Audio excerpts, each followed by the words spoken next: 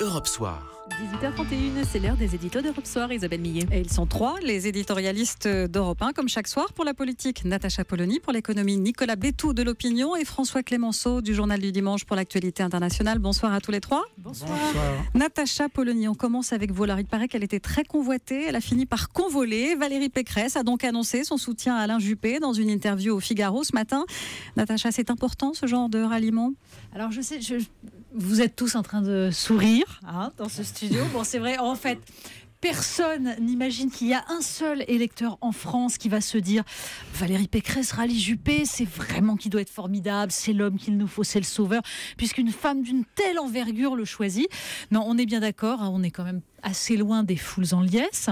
Alors je sais, on peut imaginer aussi que Valérie Pécresse a mûrement pesé sa décision, qu'elle a longuement étudié les programmes des uns et des autres, et qu'en son âme et conscience, elle s'est reconnue dans les propositions fracassantes et novatrices d'Alain Juppé. Oseriez-vous dire? Ça ne marche pas non plus. Voilà. Ça marche pas, non? Non. Et pourquoi? Parce qu'on se doute en fait que c'est pas la question du taux de TVA que le maire de Bordeaux veut maintenir, alors que François Fillon veut une hausse de 2% qui a fait la différence. Ça, voilà, on a deviné. Oseriez-vous dire donc, Natacha, qu'il y a un peu d'opportunisme? Alors, on va tout simplement refaire le parcours. Valérie Pécresse, jeune conseillère de Jacques Chirac. Alors, les plus bienveillants vont se dire, mais la voilà, la proximité idéologique avec Alain Juppé. Ben oui, mais en 2007, elle est ministre de Nicolas Sarkozy. Alors, elle n'est pas dans les proches, elle fréquente le groupe des mousquetaires, 4 ministres qui dînent ensemble, comme on adore le faire quand on est jeune et ambitieux. Parmi les 4, il y a Jean-François Copé et Bruno Le Maire aussi. Du coup, lors de la guerre Copé-Fillon, quand elle rallie Fillon, en parlant des méthodes mafieuses de l'autre camp, on crie à la trahison du côté de Meaux. Mais en 2014, elle soutient tout de même Nicolas Sarkozy pour la présidence de l'UMP. Parce qu'il est, avec Fillon, dit-elle, le seul à pouvoir assumer le leadership. Oui, mais depuis, elle a été élue à la tête de la région Île-de-France. Elle pèse. En tout cas, c'est important de le faire sentir et de se faire désirer. Vous imaginez la volupté qu'il y a à rédiger un programme, à l'envoyer à tous les autres qui vont se sentir obligés de le trouver brillant pour espérer un soutien. D'ailleurs, Alain Juppé l'a scrupuleusement annoté, le dit programme. Il a trouvé toutes les propositions géniales. Nicolas Sarkozy a dû sentir que c'était plié, il n'a même pas répondu. Incompatibilité sur le fond, me direz-vous. Eh bien, pas du tout. Quel fond, d'ailleurs. Mais le problème, c'est que Nicolas Sarkozy a déjà promis le poste de Premier ministre. Alors Valérie Pécresse jure évidemment qu'elle n'est pas intéressée, qu'elle est à 150% pour sa région. C'est curieux ce besoin chez les politiques de faire des serments quand même. Bon, allez, soyons sérieux 2 minutes. Ce genre de ralliement a la même valeur qu'un sondage. Il nous confirme qu'Alain Juppé est le mieux placé. Et puis il nous renseigne sur la suite. Pas de politique autrement, pas de renouveau démocratique. Et d'ailleurs, pourquoi? Quel besoin? Il n'y a pas de crise de défiance en France, il n'y a pas d'ébranlement majeur des institutions par une colère de tous les corps sociaux, il n'y a pas de fragilisation d'une république minée par des zones de non-droit. Nous ne sommes ni en 1788 avant l'explosion, ni en juin 40 face à l'effondrement. Alors on va continuer tranquillement à promettre des postes en fonction d'équilibres politiciens, une femme ici, un centriste là. Allez, on repart pour 5 ans. Allez, merci Natacha Polony. On passe à l'économie avec vous, Nicolas Bétou. Et une bonne nouvelle, pas pour nous, mais pour l'économie allemande qui vient de battre un nouveau record. Jamais le nombre de chômeurs en Allemagne n'a été aussi faible. En effet, record absolu. Depuis que l'Allemagne, en tout cas, a été réunifiée, le taux de chômage est tombé à 6%, là où la France se situe à près de 10%. En chiffre brut, ça signifie que l'Allemagne compte 2,5 millions de chômeurs, 1 million de moins qu'en France. Mais comme vous savez, l'Allemagne a beaucoup plus d'habitants que la France. Et donc, pour que la comparaison soit vraiment parlante, eh bien, si nous étions dans les conditions allemandes, avec un taux de chômage à 6%, la France compterait 1 800 000 chômeurs. Vous imaginez à quel point le pays tout entier serait changé avec ce chiffre-là. Oui, ça on imagine. Et la tendance en Allemagne est stable, Nicolas? Eh bien oui, ça faisait 5 mois que le taux de chômage était installé à 6,1% de la population active. Autant dire qu'il ne s'agit pas d'un bidouillage pour habiller des statistiques. Je rappelle à ce propos que près d'1 600 000 emplois en France sont des emplois aidés, des stages, des emplois dits d'avenir, des formations plus ou moins pertinentes, mais rarement qualifiantes. Et un chiffre entre tous paraît illustrer ce fossé qui sépare désormais le marché de l'emploi en Allemagne et en France. Le taux de chômage des jeunes outre-Rhin, c'est 7,3%.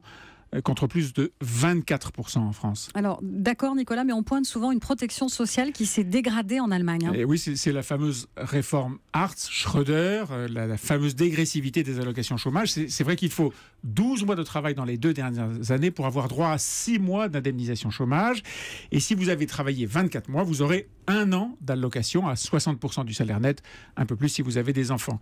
Ensuite, ça tombe vite, c'est vrai, et les allocations minimum sont faibles, environ 400 € plus, bien sûr, les aides sociales. C'est vrai aussi que le salaire minimum est plus faible pour les jeunes, et que même si une immense majorité d'entreprises se portent bien et payent bien leurs salariés, le SMIC, qui est assez peu appliqué, il est en théorie plus faible qu'en France. Et c'est là que se situe le choix fondamental entre ces 2 modèles que sont ce qui se passe en Allemagne et en France, 2 modèles radicalement différents. Celui de l'Allemagne qui indemnise modérément et incite à retourner vite sur le marché du travail. Celui de la France qui s'accommode de périodes de chômage plus longues, 571 jours de chômage en moyenne en France, c'est incroyablement long. Des périodes mieux indemnisées, mais un modèle où le salaire minimum est meilleur, mais avec moins d'emplois. C'est ce qu'un économiste avait appelé, il y a un peu plus de 20 ans, la préférence française pour le chômage. C'est un économiste qui est assez connu ici, il s'appelle Denis Oliven. Bon, en tout cas, le choix existe. Il y a 10 ans, l'Allemagne, voyez-vous, avait le double de chômeurs. Voilà, ça veut dire que 3,5 millions de chômeurs, ce n'est pas une fatalité. Eh bien, merci Nicolas. On quitte l'Allemagne pour la Turquie avec vous, François Clémenceau.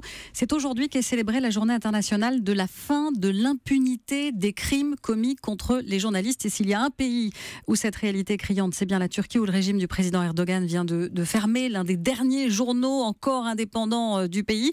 Une preuve de plus, s'il en fallait, que la Turquie se refuse à respecter les normes de l'état de droit telles qu'on les connaît chez nous en Europe 1. Oui, et le journal en question s'appelle Cumhuriyet. C'est l'une des institutions les plus remarquables de la Turquie moderne et laïque. Il a été fondé en 1924 par un proche d'Atatürk et il a toujours été à la pointe d'une information et d'un débat de qualité. Et depuis l'arrivée du président Erdogan, il a essayé de ne céder en rien sur sa capacité à mener des enquêtes approfondies sur l'autoritarisme du régime ou sur les nombreuses affaires de corruption qui ont émaillé les mandats du Premier ministre puis du président, ce qui a valu à ses rédacteurs en chef des menaces, puis des agressions physiques, des attaques en justice et au final de la prison.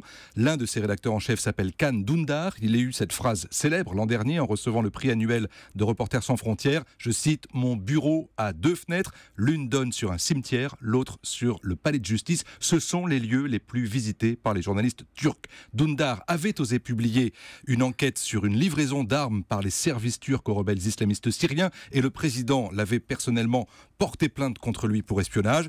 Plus tard, lors de son dernier procès, Dündar a échappé à une tentative d'assassinat en sortant du palais de justice. On le comprend, avec la fermeture de ce journal, qui n'existait plus d'ailleurs que sous sa version sur Internet, nous sommes entrés dans la phase ultime du musellement de la liberté d'expression et de contestation en Turquie. Depuis le coup d'État de l'été dernier, plus de 100 médias, dont une 50aine de journaux, ont été fermés par le pouvoir. Alors ce qu'il faut dire, c'est que ça a déclenché quand même une série de condamnations dans les pays démocratiques, particulièrement en Europe. Oui, vous l'avez rappelé tout à l'heure, Angela Merkel, la chancelière allemande, s'est vue obligée, vous le savez, de composer avec Erdogan pour juguler la crise migratoire due à la guerre en Syrie. Eh bien, elle qualifie cette situation de la presse en Turquie d'alarmante. Elle estime qu'il s'agit d'un sujet central dans les négociations sur la demande d'adhésion de la Turquie à l'Union européenne. En fait, personne ne s'y trompe, personne ne se fait vraiment d'illusions en Turquie comme à Bruxelles sur la possibilité pour ces négociations d'aboutir, mais il est vrai qu'il restait un seul vrai sujet de contentieux sur l'ensemble des chapitres en discussion, c'était celui sur les droits de l'homme et les libertés. Le président Erdogan le sait et c'est pour cela qu'en agissant comme il le fait, c'est lui qui se ferme les portes de l'Europe. Tout en sachant qu'il reste malgré tout incontournable pour les Occidentaux dans cette région du monde. Bien sûr, et on le voit en Syrie comme en Irak, Erdogan est à la manœuvre sur tous les plans, diplomatique avec les Russes, militaire avec les rebelles syriens contre les Kurdes, humanitaire avec la question des réfugiés, stratégique avec son appartenance à l'OTAN. D'où qu'on se place, il faudra bien traiter avec cet homme, avec ce pouvoir, même si son pays est devenu une immense prison pour les journalistes. Merci François Clémenceau. Un mot très rapide, Nicolas Béthoud. Oui, c'est toujours bien de rappeler que la liberté de la presse est une des conditions sine qua non, une condition absolument essentielle pour appartenir à l'Europe. Natacha Polony. C'est toujours bien aussi de rappeler qu'on qualifiait Erdogan d'islamiste modéré. On voit maintenant ce que c'est qu'un islamiste modéré. Et on peut rappeler aussi que depuis la tentative de coup d'État à la mi-juillet, 37 000 personnes ont été arrêtées, 100 000 fonctionnaires ont été suspendus. Il n'y a pas que les journalistes. Merci à tous les trois.